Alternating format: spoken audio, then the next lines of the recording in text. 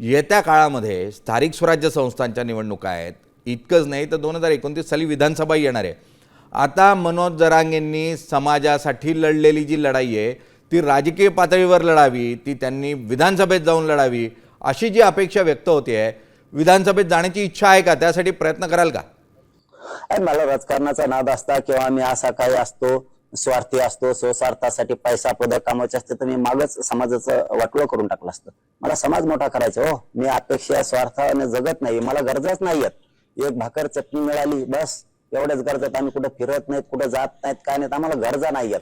फक्त माझी साम चॅनलच्या माध्यमातून आमच्या बुद्धिजीवी वर्गाला, अभ्यासकांना, तज्ञांना एक विनंती आहे की बाबांनो, तुमच्या बुद्धीचा, तुमच्या ज्ञानाचा उपयोग समाजाच्या गोरगरिबाच्या हितासाठी झाला पाहिजे. लोक हसतायत आपल्यावरती, आपल्यात लागल्यामुळं लोक हसतायत. काय चूक झाली? चूक असेल तर सुधारणा करू म्हणल्या ना तरी तुम्ही लावून धरताय. म्हणजे याचा अर्थ खूप मोठा डाव तुम्ही कोणाचा तरी ऐकून एखादा राजकीय नेत्याला खुश करण्यासाठी